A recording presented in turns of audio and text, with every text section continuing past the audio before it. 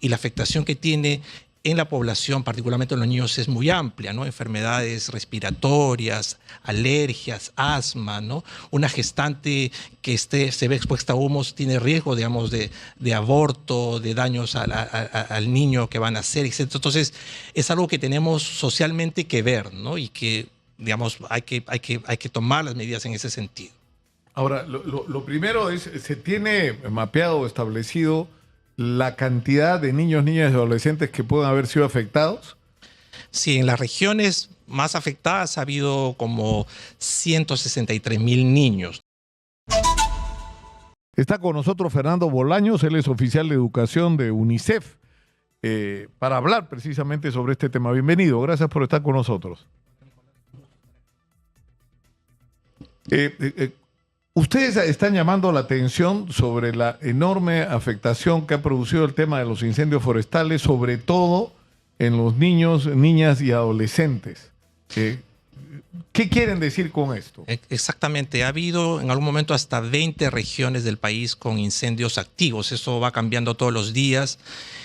Por ejemplo, en el caso de educación, está monitoreando, no ha habido ninguna escuela que se haya quemado, etcétera. Pero creo que hay que llamar la atención sobre un tema muy relevante, ¿no? Los humos. Los humos de incendios forestales son 10 veces más dañinos que cualquier otro humo que se produce y afecta particularmente a los niños y niñas, ¿no? Hemos visto por los medios, por las redes, como el cielo de Pucallpa, varios sitios están, digamos, el incendio de repente está en zonas más alejadas, pero los humos han llegado a muchos centros urbanos, ¿no? Y eso es un tema que hay que llamar la atención. Es decir, estos incendios que hemos tenido este año siempre ha habido, pero no en la magnitud. Hay un estudio de UNICEF que ha hecho globalmente que dice que de acá al 2030 va a aumentar en 15%, en 30% al 2050 y en 50% hasta 2100. Es decir, este tema por el cambio climático va a ir aumentando. Y la afectación que tiene en la población, particularmente en los niños, es muy amplia, ¿no? Enfermedades respiratorias, alergias, asma, ¿no? Una gestante que se ve expuesta a humos tiene riesgo, digamos, de aborto, de daños al niño que van a nacer, etc. Entonces, es algo que tenemos socialmente que ver, ¿no? Y que, digamos, hay que tomar las medidas en ese sentido. Ahora, lo primero es, ¿se tiene mapeado o establecido la cantidad de niños, niñas y adolescentes que pueden haber sido afectados? Sí, en las regiones más afectadas ha habido como 163.000 niños, ¿no? Y no solamente los incendios, sino también el déficit hídrico que afecta a otros 400.000 niños, 300.000 niños, 350.000 niños adicionales, ¿no? No todos es que estén directamente afectados, pero como repito, la prevalencia de los humos de los incendios probablemente ha afectado a más niños de los que hemos podido contar, ¿no? Nosotros, tú habrás visto una foto que te hemos enviado en Puerto Firmeza, queda... Sí, las estamos poniendo en pantalla para quienes nos ven en las uno dice, redes. bueno, ¿cuán lejos está? Esto está a 22 kilómetros de Pucallpa. Y por eso Pucallpa ha habido cubierto por los humos. Se ven allí, digamos, los niños en medio de las zonas incendiadas, afectadas, ¿no? Las cenizas, eso afecta mucho, digamos, la salud de los niños y es necesario señalar, y estamos señalando, de hacer acciones preventivas y desde ahora, ¿no? UNICEF está trabajando con otros socios y con los gobiernos para llevar mascarillas KN95, etcétera. Porque el tema es que, es decir, hablamos de los incendios forestales y la principal preocupación ha sido cómo controlarlos, cómo apagar los incendios y lamentablemente lo que se han mostrado son tremendos déficits, ¿no? Es decir, no hemos estado a la altura de lo que requeríamos para controlarlo, pero no le hemos prestado atención al efecto sobre la salud pública y sobre todo de los niños, ¿no? Claro. Ahora, ¿qué se hace en una situación como esta? Primero hablemos de los efectos. Hay 20.000 hectáreas que se han incendiado, hectáreas de cultivo también, ¿no? Esas familias pierden sus medios de vida. Muchas de ellas se van a trasladar de repente a otros sitios. Esto es un campo que abre, digamos, para el tema de desprotección de los niños, abusos, ¿no? La educación también ha sido afectada por los humos y los temas de salud que hemos hablado. ¿Qué es lo que hay que hacer?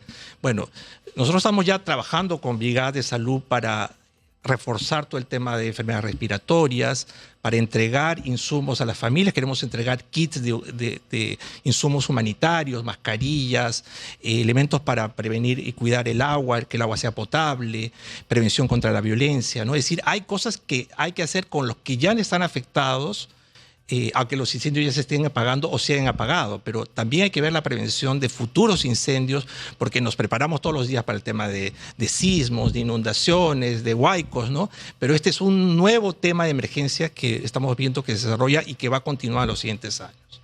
Claro, porque la pregunta es, estas miles de hectáreas dañadas, parte importante de las cuales son agrícolas, han quedado inhabilitadas. Es decir, no se va a poder, por lo menos en el año inmediato, y no está claro en cuántos años más esas tierras van a poder ser utilizadas nuevamente. ¿De qué va a vivir la gente? Claro. La gente se moviliza, empieza a moverse, empieza a buscar otros sitios, otros medios de vida, y eso genera riesgos, y riesgos particularmente para los niños. Si los niños están en la escuela, van a dejar la escuela, van a ir a otro lugar. Como digo, riesgos de protección, riesgos de salud, riesgos de educación, ¿no? Entonces, hay que abordar esto. Nosotros estamos trabajando, tenemos un convenio con INDECI, trabajamos con varios de los sectores, y como digo, los fuegos probablemente no han afectado a los niños directamente, pero las secuelas sí. Las secuelas de estos incendios van a seguir afectando a los niños durante estas semanas, estos meses, y probablemente pueda haber más riesgos en el futuro. Ahora, cuando un niño ha sido afectado por los humos y queda con secuelas, por ejemplo, respiratorias, eso va a requerir también un seguimiento y un tratamiento, ¿no? No es que se van a recuperar solitos en algunos casos, ¿no? Claro, hay riesgos de que se desarrolle asma, hay enfermedades cutáneas, enfermedades de los ojos, oculares también. Esos son todos los efectos como digo, no el incendio directo, pero sí de los humos que llegan mucho más kilómetros de donde se dan, ¿no? Entonces, nosotros como UNICEF hacemos un llamado, ¿no? Esto es algo que tiene que verse, es una prioridad también. Probablemente ya nos estamos olvidando porque los incendios quedan lejos, quedan lejos de centros poblados, pero los efectos para todas esas familias, esos 160,000 niños que pueden haber sido afectados por este tema de los incendios recientes, hay que ver qué vamos a hacer con ellos, ¿no? Claro, o sea, la estrategia, o sea, así como decíamos que tenemos que pensar en el tema de la prevención, no solo en relación a los terremotos, a las inundaciones, deslizamientos, sino ahora a los incendios forestales y a las secuelas de los incendios forestales y a las afectaciones como, por ejemplo, ¿no? O sea, hay que estar preparados para enfrentar una situación. O sea, lo que debería preocuparnos hoy es qué va a pasar con esas miles de familias que han quedado desamparadas porque se perdieron su medio de vida, y con las afectaciones a la salud y la vida de los chicos, ¿no? Claro, hay responsabilidades que tiene obviamente el Estado, el Ministerio de Salud, el Ministerio de Educación. Se tiene que haber programas, incluso programas sociales para poder atender a estas familias afectadas. Pero repito, en lo inmediato se necesita acciones de lo que se llama acciones de emergencia, ¿no? Llevar kits humanitarios, llevar elementos para potabilizar el agua, apoyo psicosocial, apoyo emocional a estas familias que probablemente han perdido también sus medios de vida. Ese es el trabajo que estamos haciendo. ¿Y cuánto de esto se está cubriendo, Fernando? Bueno, UNICEF con otras organizaciones estamos atentos porque muchas de estas cosas no han implicado un pedido internacional de Perú. Pero igual nosotros, aunque no hubiera un pedido, estamos ya identificando, viendo dónde son los sitios más afectados, estamos haciendo solicitud para poder cubrir este tema de los kits, y por eso hacemos un llamado a todo el que quiera colaborar, ¿no? Así como está la responsabilidad del Estado, UNICEF y otras organizaciones estamos ya buscando elementos para llevar a estas familias protección, kits humanitarios a las familias, apoyar a los elementos de salud, protección, ayuda al agua, etcétera, ¿no? Ahora, esto una vez más pone en el centro de la atención la grave crisis. Es decir, estamos hablando mucho ahora, estamos cargados, porque eso nos pasa permanentemente, al tema de la delincuencia y el impacto que esto está teniendo sobre nuestras vidas. Pero esto está afectando de una manera muy seria, porque finalmente, y yo creo que hay una perspectiva que no hay que olvidar, uno de los componentes de esta crisis de seguridad tiene que ver con la profunda crisis social que hay, ¿no? O sea, con la falta de oportunidades para los chicos y chicas y los adolescentes. Las cifras del año pasado, 1.100.000 de deserción escolar, ¿no? Es una cosa bárbara, ¿no? O que ya yo creo que a estas alturas ya ni se hace la cuenta de cuántos ninis hay, niños O sea, adolescentes que ni estudian ni trabajan, ¿no? Exacto. Y el otro tema, el gran tema que está detrás con el que comenzaba es el tema del cambio climático. El Perú es uno de los países que tiene más riesgo de ser afectado. Como sabemos, no solo los incendios, el déficit hídrico, la falta de agua, el vaciamiento de los ríos de la Amazonía y toda esta destrucción de humedales, etcétera, va a tener un impacto en la provisión de agua y en la vida no solamente de la gente en estas regiones, sino también en las ciudades de la costa, ¿no? Entonces, creo que esta es una llamada de atención. Tenemos que tomar conciencia cuánto el cambio climático está afectando, va a afectar la vida de las familias. Como siempre en todo esto, sobre todo las familias más pobres, más vulnerables, más rurales, más en zonas indígenas, son las primeras afectadas. Pero en un momento todos nos vamos a ver afectados. Entonces, creo que un tema también aquí hay un tema de cambio de comportamiento, tomar conciencia, ¿no? O sea, obviamente nos preocupa el tema de la inseguridad ciudadana, del tema de la violencia en las ciudades, ¿no? Pero estos temas son como esta historia de la rana que está en una olla que se va calentando poco a poco. No nos damos cuenta. Como digo, incendios ha habido siempre, pero la magnitud que hemos visto en este año, y no solamente en Perú, obviamente, es en la región, en Brasil, en Bolivia, Ecuador, está viviendo terribles incendios parecidos a los nuestros, son señal de que estos temas van a aumentar en el futuro. Entonces, además nos consolamos, o alguna gente pretende consolarse y dice, no, pero mira lo que está pasando en Brasil, lo que está pasando acá no es ni de lejos lo que está pasando allá, pero esto que nos ha pasado este año ha sido muy, muy grave. O sea, al punto que no hemos podido evitar hablar de eso como se ha ocurrido en años anteriores, ¿no? Exacto. Entonces, se necesita educación, crear una cultura de prevención. Hay que, digamos, además de tener elementos de respuesta que tienen que ser más rápidos, más orgánicos, tiene que haber prevención desde las escuelas, prevención de las familias.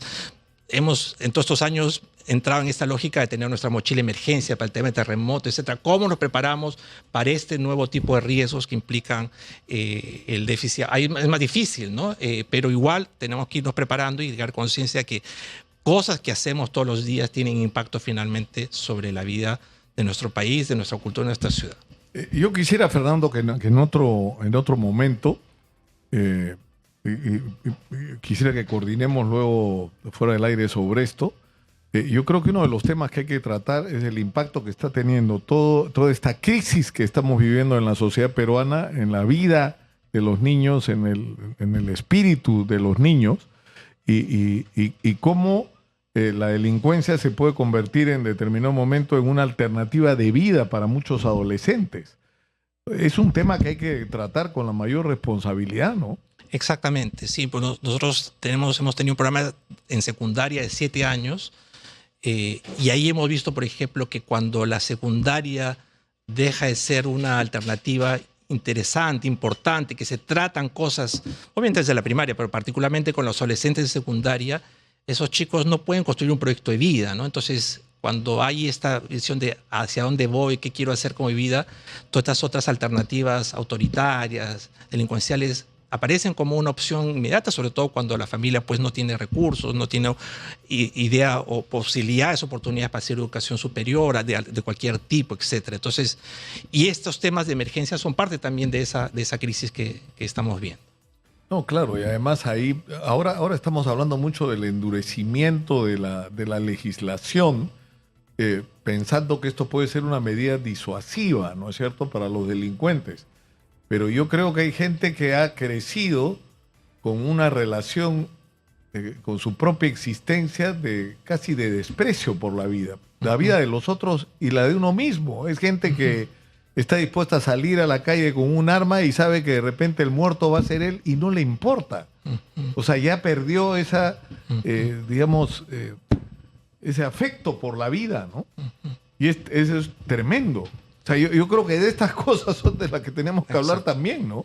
También, porque como tú dices, hay cosas que son urgentes, inmediatas, está la emergencia, el incendio, el tema de la seguridad, pero hay cosas de mediano a largo plazo que se van construyendo, asentando en la visión de las familias, asentando en la visión de los jóvenes, de los adolescentes, y eso es donde tenemos que trabajar, ¿no? El desprecio por los temas de convivencia, respeto por el otro, aceptación de la diversidad que no aprendemos en la escuela, tiene después efectos en la vida social. Porque lo que tenemos que ser conscientes es que, porque oímos muchos números, la semana pasada en una entrevista que hablábamos del déficit, o sea, del riesgo alimentario, y me dijeron una cifra que fue de horror, que es 17.400.000 peruanos en riesgo alimentario, es decir, de gente que está comiendo menos y sobre todo menos proteínas porque no le alcanza el ingreso familiar, porque hay gente que está trabajando más para ganar menos y comprar productos más caros. Pero eso está impactando en la calidad de la alimentación, en la frecuencia de la alimentación, gente que ya no come 3 veces al día, padres que dejan de comer para que coman sus hijos. Es decir, están pasando cosas muy serias en un contexto además donde hay un deterioro de los sistemas de salud, de educación, la violencia por todos lados, la delincuencia. Eso está afectando, aparte que tenemos una cantidad impresionante de niños anémicos y desnutridos, ¿no? O sea, eso está afectando el futuro del país porque está afectando a los chicos. Sí, y creo que el principal reto es verlo de esta manera integral. Nosotros, por ejemplo, en UNICEF tenemos un trabajo en protección, en salud, en educación. Y claro, a veces uno mira que hay respuestas aisladas, ¿no? O sea, ¿cómo yo mejoro la educación si, como digo, desde la primera infancia no aseguramos la trayectoria de los chicos que llegan con déficit de crecimiento, con una serie de elementos a la escuela, ya tienen muchas menos oportunidades que los demás? Cuando no se asegura los temas de salud, justamente también como queremos que los chicos estudien bien, logren, avancen en su trayectoria, ¿no? Entonces, esa visión integral es la que necesita tener el Estado con sus programas sociales, sus programas de salud, educación, y también con estos programas para responder a las emergencias específicas, que es el tema de hoy. Te agradezco mucho, Fernando. Fernando Bolaños, oficial de educación de UNICEF, ha estado con nosotros y quedamos comprometidos, Fernando, a hablar sobre el impacto que está teniendo en nuestros chicos todo este tema de la delincuencia. Y yo creo que si nos ponemos a evaluar con rigurosidad, podríamos impresionarnos de la cantidad de adolescentes y hasta de niños que están involucrados en este momento en actividades delictivas, ¿no? E ilegales. O sea, los números pueden ser de miedo. Muchas gracias. Muy bien, un gusto estar aquí. Muchas gracias, Fernando.